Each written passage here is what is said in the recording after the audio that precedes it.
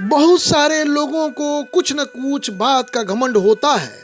वो चाहे पैसा का हो, अपनी सुंदरता का हो या अपनी प्रतिष्ठा का हो, लेकिन होता जरूर है। घमंड से कुछ हासिल हो या न हो, लेकिन आपके पास जो भी है वो घमंड की वजह से चला जा सकता है। जिस किसी के अंदर घमंड पनपने लगता है उसका पतन वहीं से शुरू हो जाता है। आइए एक कहानी की ओर चलते हैं। एक लड़का था, उसके पापा की इतनी बड़ी कंपनी थी कि अमेरिका में बैठे बैठे अफ्रीका की सरकार को गिरा दे। उनके पास किसी चीज की कमी नहीं थी।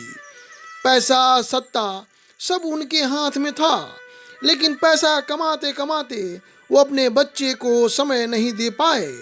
इसके बदले में बच्चे ने अपनी मनमानी करना शुरू किया। उसको कोई कुछ कहने वाला नहीं था। जैसे जैसे बड़ा होता चला गया उसको लगने लगा कि उसका कोई क्या बिगाड़ सकता है। वो अपने सामने किसी को कुछ समझता ही नहीं था। एक दिन वो एक बड़ी होटल में कॉफ़ी पीने के लिए गया। वहाँ पर नज़दीक से एक नौकर गुजर रहा था। नौकर के हाथ से एक कॉफ़ी का गिलास गिर गया। उस लड़के के नज़दीक में गिलास गिरने की वजह से वो लड़का चिल्लाया और कहा, अंधे तुझे दिखाई नहीं देता? बेवकूफ़ कहीं का, न जाने कहाँ कहाँ से चले आते हैं। इतना बोलते ही उसने कहा कि तुम्हारे मैनेजर को बुलाओ। नौकर के बहुत मना करने पर भी वो नहीं माना। उतनी देर में वहाँ पर मैनेजर आ पहुँचता है। मैनेजर को लगा कहता है कि मुझे तुम्हारे कर्मचारी बिल्कुल पसंद नहीं आए। मैं ये होटल खरीद के अपने कर्मचारी रखूँगा। उसने मैनेजर को कहा कि मुझे इस होटल के मालिक से बात करवाओ। मैनेजर के लाख कहने पर भी लड़का नहीं माना। उसने होटल के मालिक से बात की और कहा कि मुझे तुम्हारी होटल खरीदनी है, आपको कितना पैसा चाहिए।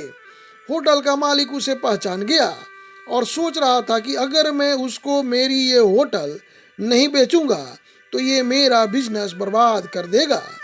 इसलिए होटल के मालिक ने होटल की कीमत 400 करोड़ कही।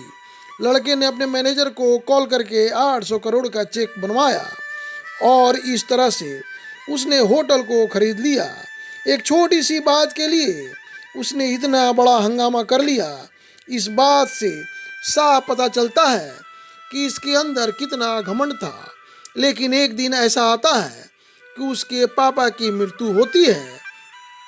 अब कारोबार उसके कंधों पे आ जाता है। कभी कारोबार में ध्यान नहीं देने की वजह से वो कारोबार को अच्छे से संभाल नहीं पाया और एक दिन एक बड़े नुकसान की वजह से ऐसी नौबत आई कि उसको अपना घर, गाड़ी सब कुछ बेच देना पड़ा। उसके घमंडी स्वभाव के कारण कोई उसकी मदद के लिए भी नहीं आया।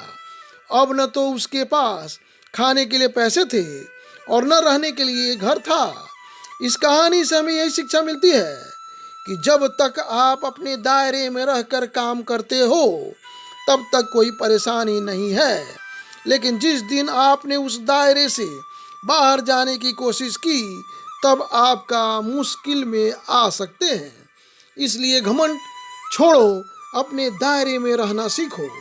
यह कहानी अच्छी लगी तो इस चैनल को सब्सक्राइब करें, शेयर करें और लाइक करें। इसी के साथ आप सभी से विदा लेता हूँ। प्रसन्न रहिए और अपने परिवार के साथ खुश रहिए। धन्यवाद।